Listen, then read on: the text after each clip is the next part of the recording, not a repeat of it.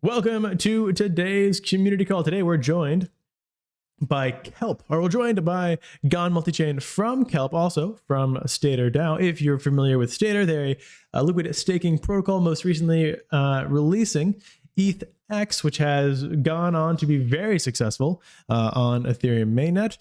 They were not only quick to market, but also quick to have an unstaking mechanism. We know there are still many LST protocols that have launched and have not yet been able to implement unstaking. So that was pretty impressive. But we know you had tons of experience from launching liquid staked derivatives on many other EVM and non-EVM chains. So well done there. And now there has been this new entity created called Kelp, and Kelp is entering the liquid restaked token arena. Now this is an area which I think many of us have heard about. Like, we've heard of things like EigenLayer, we've heard of things like liquid restaking, but many of us might not know exactly what those things are, why EigenLayer needs to exist, what the value add is, what it means to liquid restake, what rsETH really is. And so hopefully all of these questions can be answered in this call. So thank you, Gone Multichain, for joining us. And would you please introduce yourself in the capacity that you want to be introduced for this particular AMA?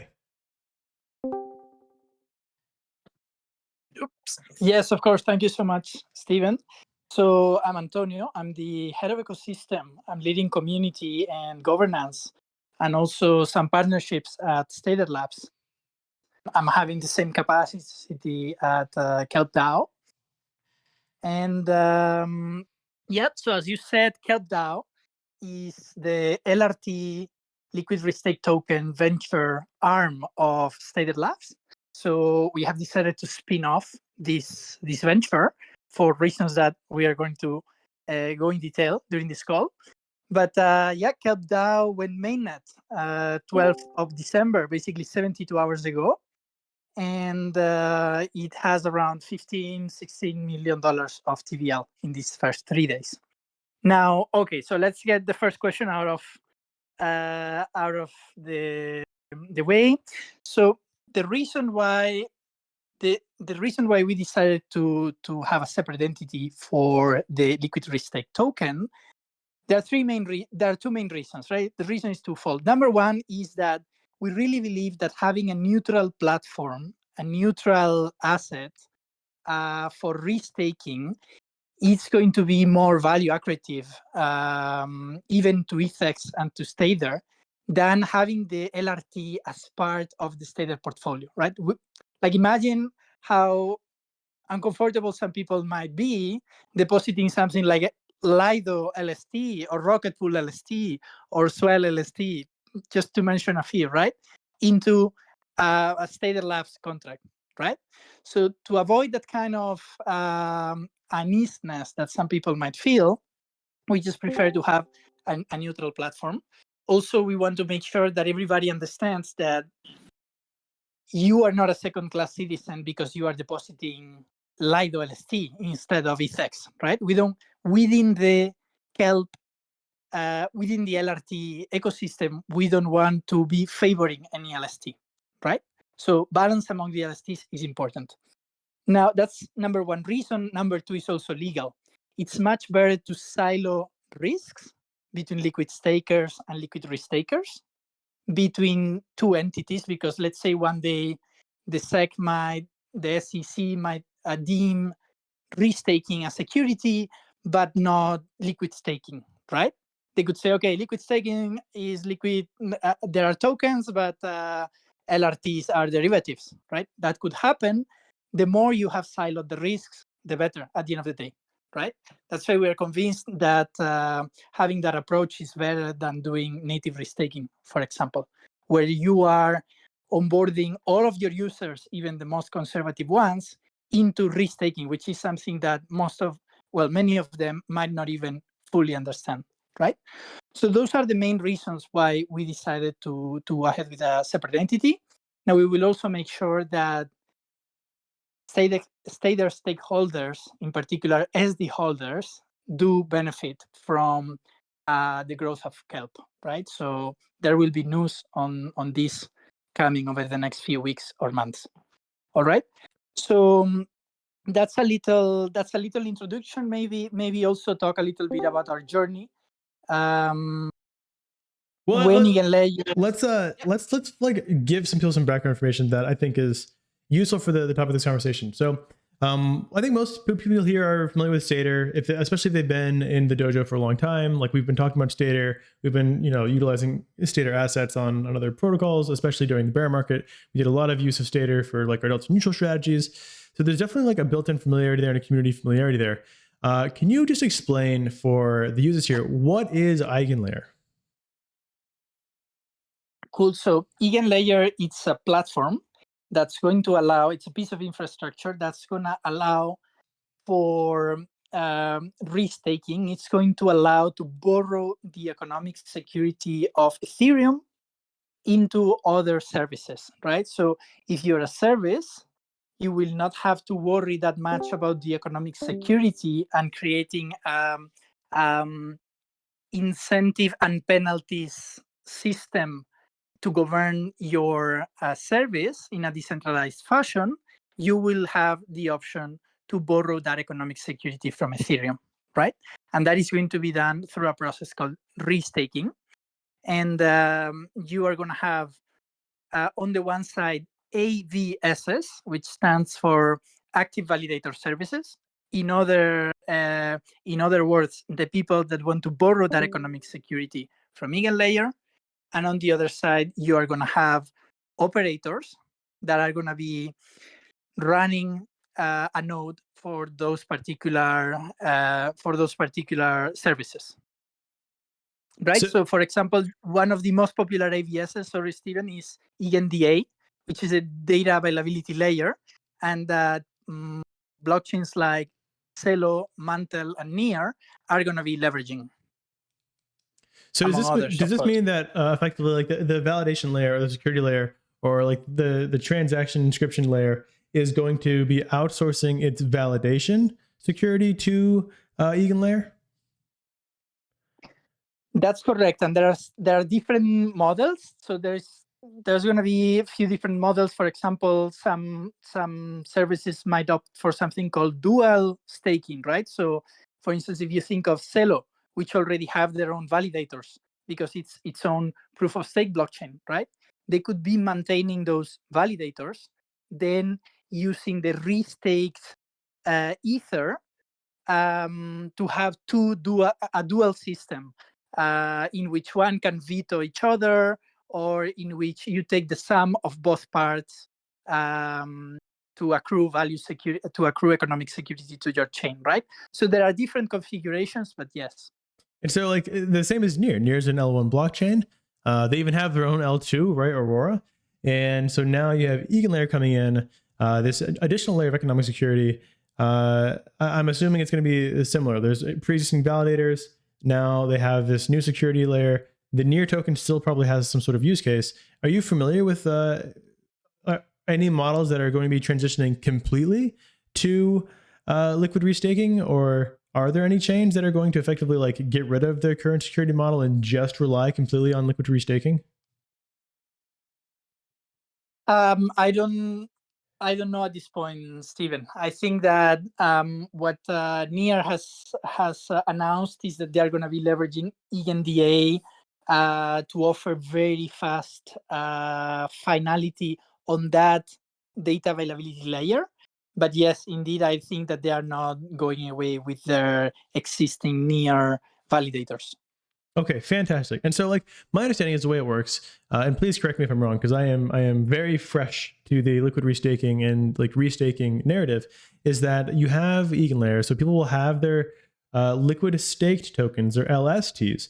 Your staked ETH, maybe your CB ETH, maybe your wrap staked ETH, whatever it might be, maybe your ETHXs, and they will take those and they will then stake them on EigenLayer. And that security from the staking will be then given out to other blockchains. And so, like, does the liquid stake token then become effectively the staking validation token of the new blockchain? Like the same way you'd stake ETH to aid in the validation of a proof of stake network on Ethereum, would you be staking staked ETH on, I don't know, say Celo, to provide additional transactional security and financial security on Tilo?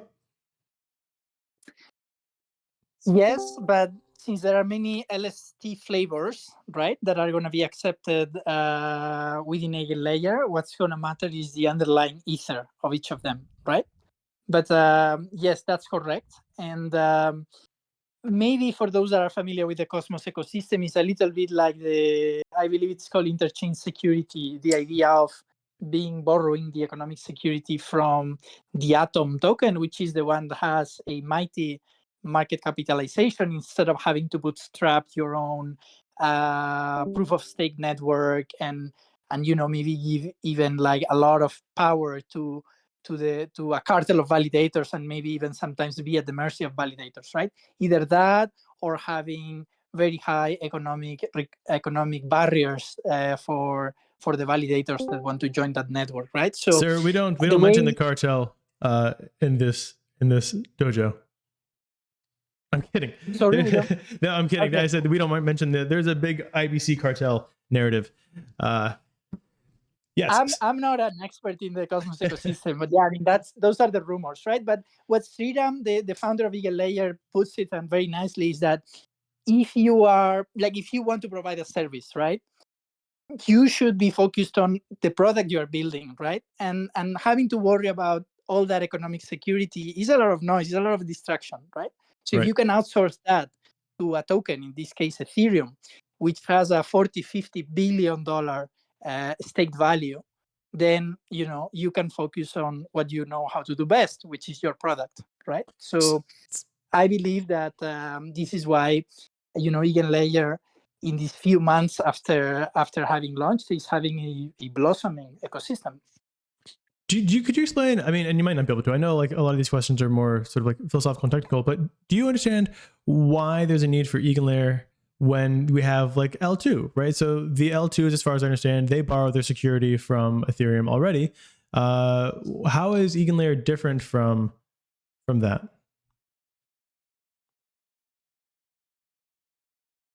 Yeah, that's a good point. And what I understand is that by leveraging data availability layers like EigenLayer or Celestia, for example, you are able to have a much faster finality, right? I mean, you can still, I guess you still have to technically call it a soft finality, but it's a very, very fast finality. And I think it can make also possible for operators to run a much lighter version of clients and software than they would otherwise have to do. Okay, and surely there are like financial incentives here too. So with staking, there is only the staking yield. With liquid restaking, there's this like additional component of yield that was not pre-existing. Can you explain how restaking avails this additional component of yield, and like how this additional component of yield gets generated? Where is it coming from? So you have your staking yield, which is fantastic, whatever it is between 3.6 and 4.5% for staking on Ethereum. And then you have this restaking yield. Where does that come from, and what is its purpose? Yes, of course. So like imagine we are creating a new chain, right? We're calling it the Dojo chain. So if we are creating our own chain, yes, we're going to have our own token. And it's going to be a proof of stake chain. We now need to worry about making sure that there is a certain amount of validators, let's say 30 of them. We need to make sure that they're running the right software, they have the right hardware, and that we put in place the right system of incentives and penalties. When I talk about incentives, I mean the staking rewards that we are going to give to these validators to perform that activity, right, and keep the blockchain running. So if instead of using our token to keep the network running, we are gonna be using the economic security of that Ethereum that's being restaked in the form of ETH or in the form of LSTs, then we can use our token to give rewards to that operators that are performing the validation services for us, right? So in this case, because Celo, Mantle, and Near are going to be leveraging the AVS called EigenDA for data availability purposes, they are going to be paying for that service with their own token, right? Celo token, MNT token for Mantle, Near token for Near, right? So the operators and the restakers that are participating in EigenLayer are going to be receiving those rewards. Now, here's the funny thing, because you're going to have many different AVSs, you are going to have many different rewards. I don't know if you're familiar with Kujira, right? But I believe if you stake Kuji, then you receive like 20 different tokens as rewards. I don't know if that's the case still, right? But I mean, imagine in Ethereum how annoying could be that you are staking your LSTs and you are receiving 20 different tokens, right? And then it's going to cost you more money to swap them in gas fees than the rewards that you have actually received. So here is where an LRT is also very useful, because it's going to be auto-compounding those rewards and it's going to save you a ton of gas fees. Okay. So there are so many questions I have here. The chain that is receiving security from EigenLayer is incentivizing liquid restaking with their own native token, or I mean, whatever incentivization structure they might have. Most of them will likely use their own native token, whether it be Mantle, whether it be Kuji is one example you gave, whether it be Celo, but certainly they could also use like USDC if they wanted to, and if they had enough bankroll. It's unlikely, but I think they could. And all of these different tokens are being sort of aggregated towards the like liquid restaked security EigenLayer level. And then, if there was a system where it was redistributed, then people presumably on mainnet would be receiving this just basket of assets, which gets really cumbersome if you're trying to actualize that yield. And so what you're saying is the LRT narrative, liquid restake token narrative, is a layer on top of that not only gives you a receipt token for liquid restaking, but also aggregates all of these sort of like reward tokens from other blockchains that are receiving security back to an ETH denominated liquid restaked token. Am I following? That's 100% correct. Woo! Okay, cool. So a question that you may not have the answer to, because this seems like a question that like would have to be answered at the blockchain level, but what is the benefit economically into the token for doing this? So if I'm Celo, I have plenty of problems already. But if I'm Near, let's say, and Near is a blockchain that's struggled certainly, but it's also had a regrowth more recently. It's doing okay. If I'm Near, what is the narrative of growth for me if my new value for my token is to be used as an incentive for liquid restaking? I mean, I guess it was already, right? If you're staking on Near, then you're getting Near to do that. Now, if you're staking or if you're restaking your staked ETH for Near security, you're still getting Near. So I guess there's not a massive difference here, except that all LRTs are going to be putting self-pressure on the asset. Yes, you're correct, but I think that when you look at the rewards that Near, just because you have taken the example of Near, right? But the rewards Near is going to give in the form of Near token, they're not going to be that big, that meaningful compared to their market cap and compared to their circulating supply, right? Near is going to be, it has a different portfolio of solutions, right? And one of them is going to be leveraging EigenDA to offer data availability solution to different rollups, right? Okay, so you used a few different acronyms here, and just because I'm a slow learner, can you help me out with these? You're saying EigenDA. Can you explain what DA means in EigenDA?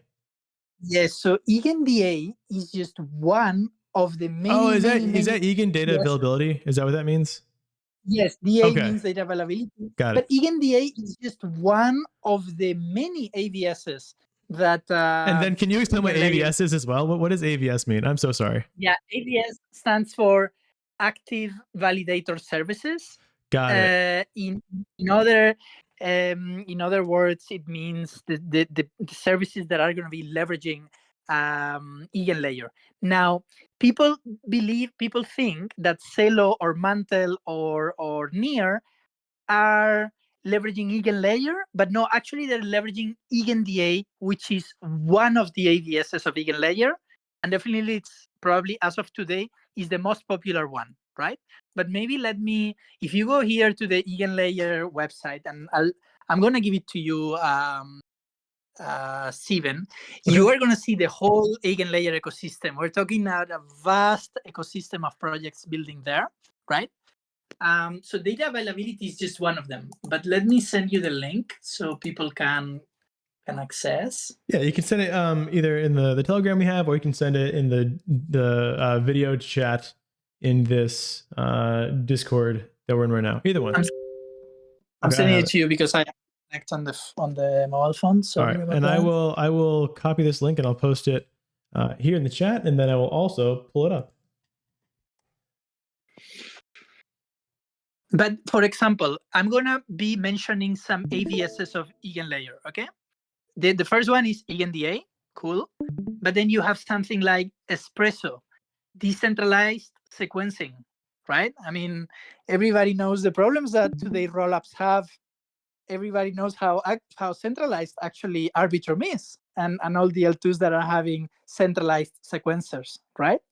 So Espresso, I believe it's leading the decentralized sequencer narrative, and this is also going to be an AVS of EigenLayer.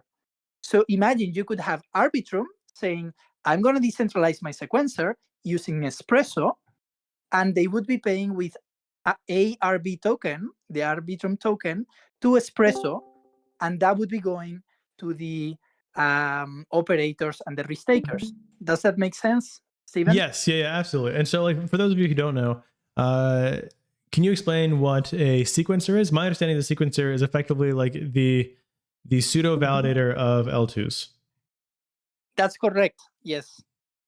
Cool. So like on L2s might even be using EigenLayer. L2s might be using things like Espresso to offset some of the costs or security given by their sequencers to EigenLayer, in the same way that L1s might be offloading the cost of their security from their validators to EigenLayer.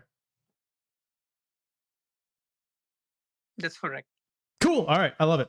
This is awesome. So I know we've been talking a lot about just like the theory and the understanding, and this is really helpful for me because, you know, EigenLayer has been this gigantic narrative that's been like snowballing towards us, I think, at an increasingly fast rate. And so being prepared for all of these things happening, I think, really positions us well to understand why it's so cool that Kelp is like so early and ready and audited. And so I think we're like, let's transition to the Kelp narrative now. So so maybe, Steven, maybe to do that transition, I just want to say, like, now that you have shared the link with the EigenLayer ecosystem, right?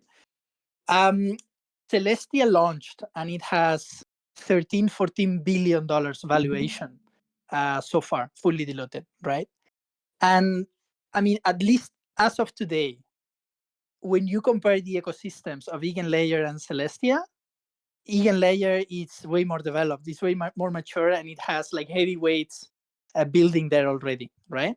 I think we might see many strong names coming in Celestia, but at least as of today, it seems EigenLayer is more mature, it has a more blossoming ecosystem. So if Celestia token is already valued at $40 billion valuation, what could Eigen token, which is what the point system that they're doing is for, what is the Eigen token gonna be worth, right? And my thesis is that Eigen airdrop is actually gonna trump Layer 0, CK Sync, Scroll, and any other token that's actually being massively farmed at the moment. And maybe with this we can make the link to Kelp and how Kelp got to have this leading edge in the LRT liquid restake token niche within the EigenLayer ecosystem. Okay, so a few things here to unpack. One, you're saying that the Eigen token, whenever it's released, is going to be effectively competitive to Celestia because they're both offering very similar services, which is like a way to offload security onto some third party. So in this case, it's going to be the security level of Ethereum with TIA, it's the security level that Celestia offers for effectively blockchains that want to build on top of their L1 or pseudo L1. Very fascinating from a narrative perspective. And we do know that people are already accumulating points for the EigenLayer airdrop by participating in liquid restaking. There are some pre-existing liquid restaking opportunities. I think there's only one that's really caught in any traction, but everyone's trying to do it. So can you explain where Kelp is in this process and how Kelp is sort of ahead of the curve when it comes to the liquid restaking narrative? Yes, absolutely. So the founders of Stader started thinking about started getting really interested on EigenLayer as soon as the white paper got published. Met the team in East Denver. I believe that East Denver was a little bit like the origin of Kelp, right? When both teams meet at East Denver past February, 10 months ago. Then throughout the whole year, we were building the idea, and we first coined the term LRT, Liquid Restake Token, with a governance forum post in Stader Labs, okay, where we unveiled our vision for rsETH. rsETH is the liquid restake token at that time of Stader, but as I say, it got spin-offed into Kelp, right? And so flash forward to today, there are already 6 different teams building LRTs, but as a proof of that leading edge that we have been having throughout the whole 2023, when last Friday EigenLayer announced that they are doing their 3rd cap raise, we were already in the process of wrapping up both of our audits with Sigma Prime and Code Arena, and we were ready to launch, and that's what we did on the 12th of December, on Monday, right? So and no other LRT is actually, ready to launch. So it kind of makes sense because we really have been ahead of the curve for this whole 2023. So that's a little bit how the edge has happened. Why am I convinced that we are going to be keeping that lead and being the leading LRT of EigenLayer, being sort of the Lido of EigenLayer? Why am I convinced of that? Because when you see the other LRTs, they are not experienced teams in the LST or in the liquid staking arena, and Kelp and rsETH is going to be leveraging the 2.5 years of experience that Stader has, right? So the Kelp team and the Kelp brand is standing in the shoulders of giants. And so if you see, I want to give a very good comparison. If you think of how fast ETH has penetrated the whole DeFi ecosystem, Balancer, Curve, Convex, Aura, Pendle, and already in the works for Aave, Compound, and Libra, and soon to be in Prisma too. All of these in 5 months, right? So in 5 months, ETH has achieved 100 million TVL, 200 node operators, 35 million liquidity in secondary markets, and also live on places like Aave and Compound, right? You could not have done that if it wasn't for the fact that you have a previous product called Matic X, which is live everywhere in Polygon, which is adopted by institutions, which is also live on places like Balancer and Aave and Compound. And so you are already a known player in the ecosystem. So I ask you, Steven, do you think that rsETH will have more or less trouble getting into DeFi opportunities than these relatively unknown LRTs and teams are going to have, right? That's a little bit why I think that in 2023, Kelp has been having the lead, but this is going to continue also in 2024. So I agree with the narrative. I understand it. So the current teams that are doing liquid restaking that I know of are, I mean, you probably know more of them than I do, but you have teams, I know Swell is going to try as well. You have EETH. I embarrassingly forget the name of the company doing EETH, but to my knowledge, like there are no major household names doing liquid restaking aside from Stater. And I'm probably wrong. And, Swell would be mad if they heard me say that. I don't think like Swell is not a household name. I just think like until they have redemption, they're not really going to be taking as seriously as, Stater, Lido, Rocket Pool, whomever else. So yes, it is Kelp DAO well positioned. Absolutely. But what does it mean? Like, what does it mean in terms of a roadmap? What does it mean in terms of the airdrop? What does it mean in terms of usability? We have this RS token, right? rsETH. Effectively, it's going to be accruing not only the staking yield, but also the yield from these other protocols that are like, or protocols, blockchains that are offsetting their security or like offloading their security onto EigenLayer. So it's going to have a boosted APR. A few questions that come to mind. One, what is the expected APR from an LRT in any ecosystem, like any LRT? They should be roughly the same if I'm understanding the mechanism right. And then two, what is the roadmap for EigenLayer and rsETH? All right. Wonderful. Many questions. But yes, I agree with you. Look, I really like Swell. I really like EtherFi, but both of them, let's admit it, both of them are running on point system as of now, and that's pretty much their where their whole narrative is going around. And yeah, they are not having the secondary liquidity we have. They are not live on places like Aave, Compound, and Libra. For example, Swell did fail their proposal for Libra, and for Aave and Compound, it's not even getting accepted just because it's depegged. Okay. So we're looking at different products here. I think for ETH, with the 200 node operators we have, with the 40th barrier, we are now building an SD utility pool that's going to allow node operators to have ETH only exposure. I believe it's a little bit of a different product, right? And then time will show. So Kelp, it's, as I said, it's siloing the risks, and it's going to be leading the LRT, and it's not making liquid stakers automatically have to opt in into restaking, which is something that they might not even know what it is, right? Especially when you're talking about institutions, a lot of them are very conservative. I believe that some of them might not really like the idea of having to hop on board of the restaking when they might not even really understand what it is.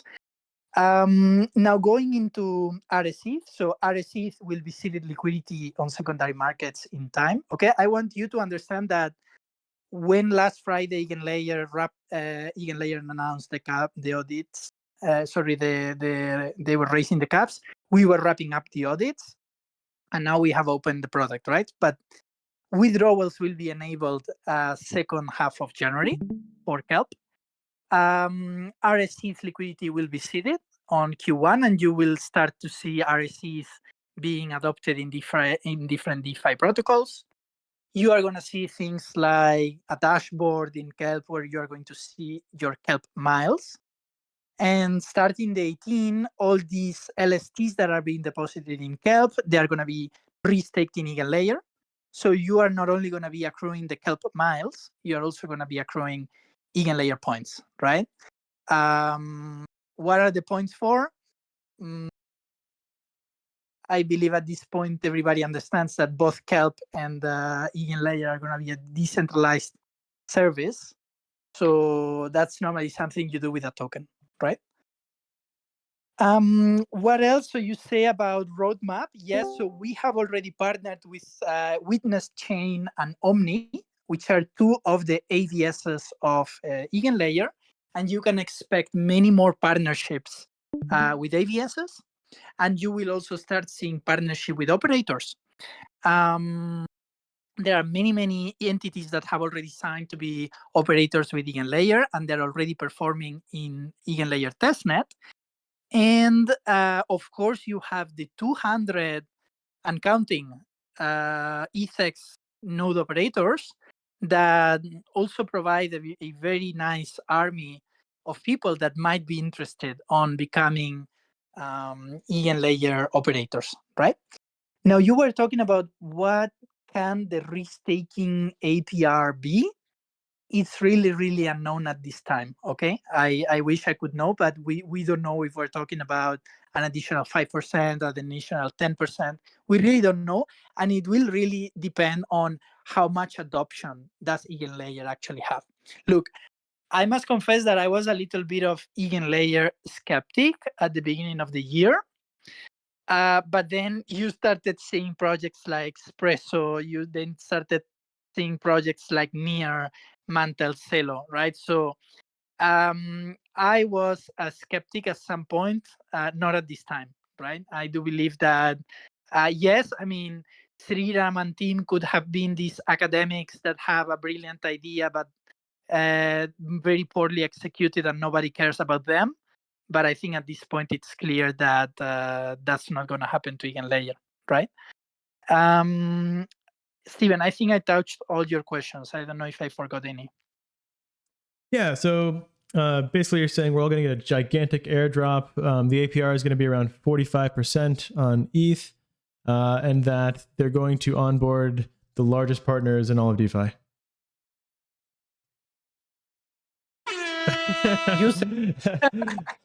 I'm kidding, but that's yeah. So you definitely answered all the questions. Thank you for that. Let's just quickly go over the point system, because there is a specific time component to this, where if you haven't been following the announcements, we as the dojo have this very particular offer to us, just because Kelp loves us, and we've been working with Stater for so long that we have built this relationship. So right now, until the 19th, if I understand correctly, if you deposit your staked ETH into Kelp, you will get a 35% boost on your sort of point accrual until the 19th.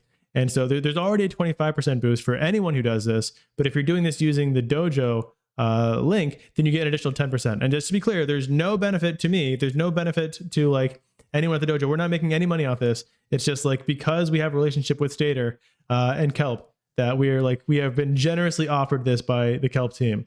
So can you give any other information on sort of how these miles work, what the time frames are, why it ends on the 19th, if there's going to be an additional period after that? Are there any other specific dates that we should be aware of?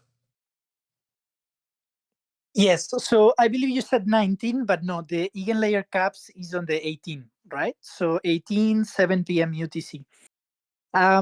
So yes, if you deposit ahead of that EigenLayer caps, you are going to get the 25% boost of the Kelp miles, plus the additional exclusive 10% for DeFi Dojo.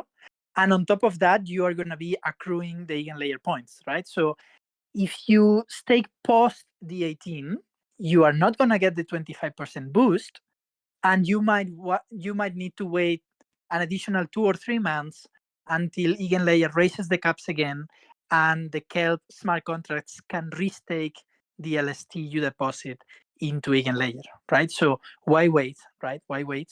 You can do it now in these 72 hours. I know a lot of these other LRTs are they're offering a similar service. They're saying, stake your ETH, we'll give you an LRT. And then we're going to skim a small percentage of those points because, we're offering you a service, and they feel like they're entitled to do that. I don't disagree. Will Kelp also be skimming some percent of those EigenLayer points off of depositors? Yeah, to be frank, I was a bit surprised when I heard that, because I heard that because of some questions people were asking me. So apparently EigenLayer is giving something like 24 points per day, like 1 point per hour. And some projects, yes, are taking 10% off or whatever it is. We are not going to be taking anything out of your EigenLayer points. The LRT will charge very likely, I think, a 10% fee, which is a little bit like the standard, like Lido, Stader, etc. They take 10% fee. Some others take a higher one, like Rocket Pool. But 10% fee for that auto compounding that's going to be doing for you and everything. But that will only be done, and the fee switch will be turned on when there is actually some rewards, right? So we're not just trying to attract TVL and then, charge you a 10% for literally nothing, so to speak. So nothing. We don't take any cut on your EigenLayer points or on the staking rewards of the LST. Not to forget that Stader still has $24 million in the treasury. That's enough for more than 6 years of runway. So something that I have also been asked, and I want to clarify. Some people have asked me, are you guys just, just want to create a new token just so you can raise another $5 million, right? Are you a grifter, right? And so I want to make everybody understand that that's absolutely not the case. I already explained the two main reasons. One being to be a neutral asset, to be a neutral platform where everybody's welcome, right? All LSTs are welcome. And number two is the legal reason, which is very important. Now, the thing is that because we are creating a separate entity, a gift, is that we will be able to do something like a seed round, for example. And why would a seed round be interesting? It's not so much for raising money, as I said, because we have a very strong treasury, but we are going to be able to align incentives with DAOs, with VCs, with institutions, with communities that are Ethereum heavy, right? And that were not at all in our radar when we were doing the races for Stader SD token 2 years ago, because at that time we were just building in Terra, right? So it's a gift for us, and we are going to be using that gift in a wise manner, right? And so this is not a matter of, I want to raise extra $5 million and I'm going to pocket that.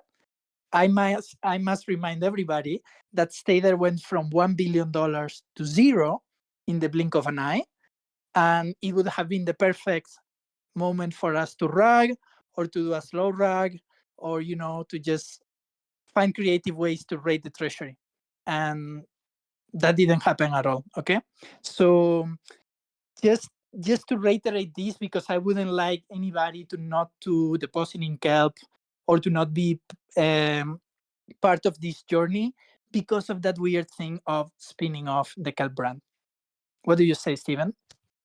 I say that it makes sense. You guys have rose from the Terra ashes. You've launched on virtually every meaningful chain. You've created a good product. And yeah, I mean, the Stader brand has name brand recognition, especially in the DeFi dojo. Kelp is going to be an early mover on this. It's I am biased. I try to be as objective as possible, so I don't want to sing too many praises here, but I like what you guys are doing, and I think you're doing it the right way, which I really appreciate. One thing that I want to clarify, and I actually realize this, is that if you do the liquid restaking between now and the 19th, it's not that you get an additional 35% for those 7 days. It's that you get an additional 35% for how many days? For the first 3 months? Is that correct? Yes, correct. 3 months. So it's like you get 35% for 100 days. Additional 35% for 100 days. Now that's a pretty big bonus for us dojo members. So I really do appreciate that. That's I didn't realize that was the deal. I thought it was like, you get 35% for 7 days. I was like, okay, cool. I guess that's that's something. I didn't realize it was for 3 months. So that's a huge difference. And I really appreciate that. That's so cool. Yeah, that's fantastic. Well, guys, we have 10 minutes left, and I do want to get to the community questions if there are any. So I'm going to take a 2-minute break and give you guys just a chance to ask questions. So think about them, put them in the chat. I'm going to go silent for 2 minutes, and then we'll bring up any questions you guys have posted.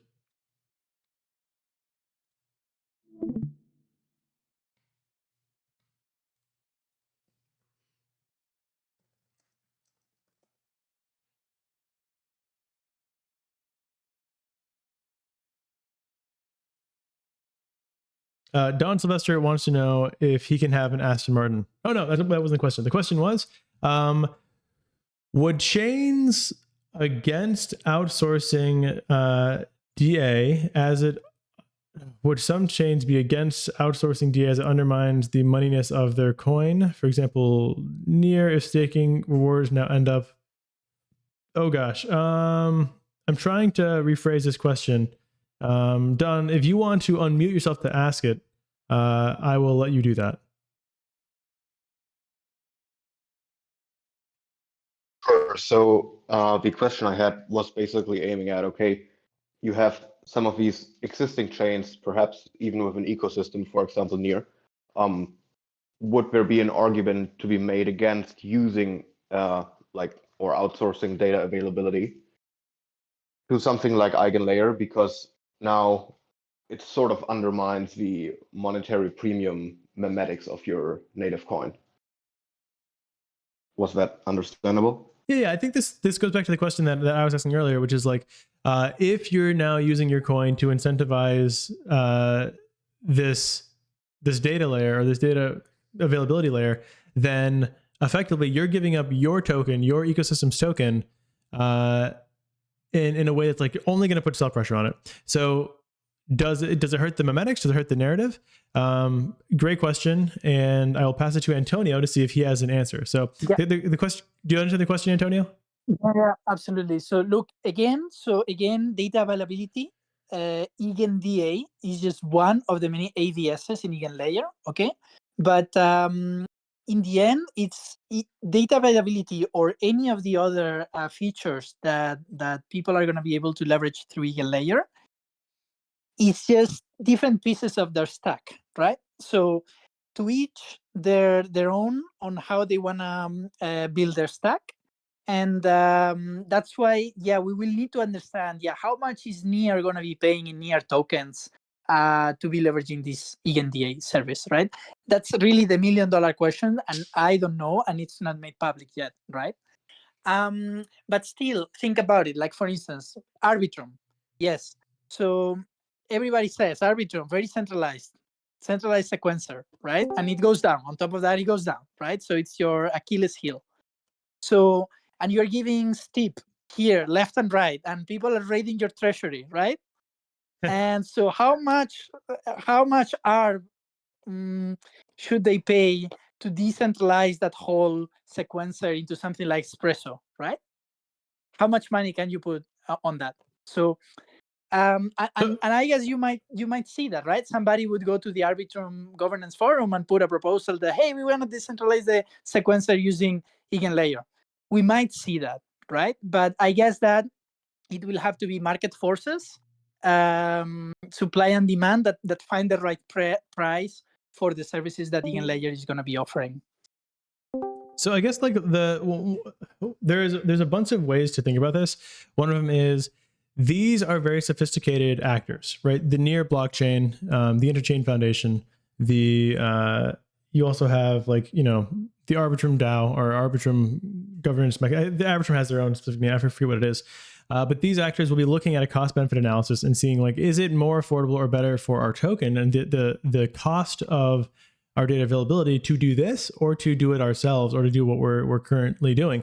And like, there's probably many things at play here. One is for participating in this narrative, do we get any tailwinds? Or for participating in this narrative, do we get any monetary incentives?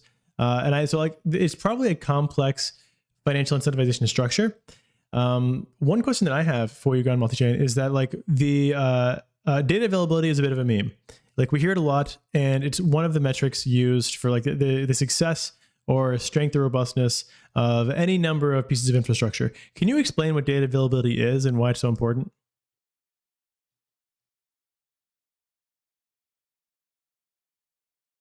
Oof. You don't have to. And the reason I ask is I genuinely don't know. I don't know what data availability means. I just know that everyone talks about it. And, I almost felt like I was too late to ask. So don't feel bad for not knowing. Yeah. It's this kind of concept that I understand, but it doesn't mean that I am able to explain that well, right? But basically, data availability measures how often your data is available, right? So when you're running a node, you need to download the whole history of the blockchain, right? So you can, and then you catch up with the blockchain, and then you can start validating, right? But so you have, as you probably know, the Bitcoin blockchain, for example, is extremely lean. And the Ethereum blockchain is way more heavy. And something like Solana is like super heavy, so you need to be like super specialized to run a Solana validator, right? So different blockchains have different requirements, and many times it really becomes the barrier of entry to be validating.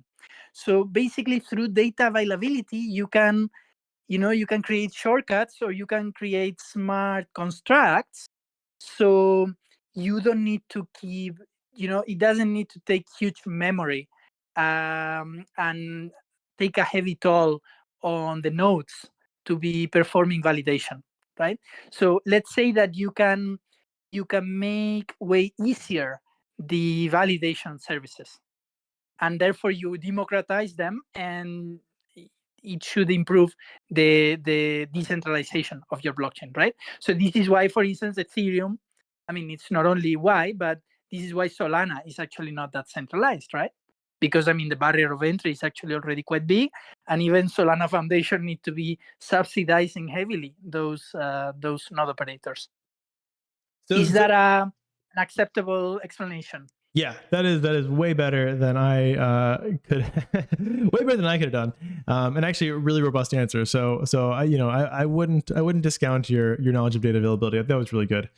We also have like some additional. So if anyone wants to read in the chat, Cryptorb posted a ChatGPT answer, which is pretty nice, and then Hrothgar also posted like some additional information on data availability from different layers, and then Danny gave like a really succinct answer, which is like, it's a sidechain running in parallel so that the blocks are not full. This allows packets to be grouped and sent as one transaction. So my understanding of what you're saying is data availability means how ready the information of the chain is so that new data can be transcribed onto the subsequent block. So if data is very available, it's really easy to get all of the chain data previously that you would need to then put new data onto the upcoming blocks. With more data availability means faster transactions because you can write them faster because you don't need to know everything that happened prior. Is that kind of right? Am I getting closer? Yes. Okay, you're too kind. Thank you. Thank you for saying that. So we have 1 minute left. And I'd like to sort of give this minute to you just to say anything you want to, any additional information that you think we might have missed out on, or just, final thoughts on everything that we've talked about so far. No, just as a wrap up, thank you so much for having me here. I truly believe that what Kelp is building, it's really pioneering. And if you like what we built at ETH and wonder what would have happened if ETH was in Ethereum 2.5 years ago, you sort of might have the answer now with Kelp, which is pioneering the restaking narrative, and it's the first product to be on mainnet. So 12th of December was our mainnet date, and I hope that a few years later we look back and remember fondly that time. And really, if you deposit an LST within these 6 days before these EigenLayer caps, you are the most OG that you can be. And I'd be honored to have you in our community. I'm always honored to be here in DeFi Dojo. I'm a member myself, and I'm very glad that we could also offer you this extra and exclusive boost because you really rock, guys. We love that. We genuinely appreciate it. And I was humbled and amazed to realize that it was 3 months and not just like for 1 week. So super, super appreciated your intelligence, your information, the stuff you're building. All of this stuff is stuff that we really value. And it has been an absolute pleasure to have you on today. So really appreciate your time. Thank you. And for everyone else, hope you guys have a wonderful rest of your day. And the link, of course, to restake your stuff is not only in Steven's stream in the dojo, but I posted it here in the chat as well. I will post it one more time because I'm going to do an update now that I understand it's for 3 months and not for 3 days. I feel like people will want to have that information. Thanks so much, everyone. Enjoy your weekend.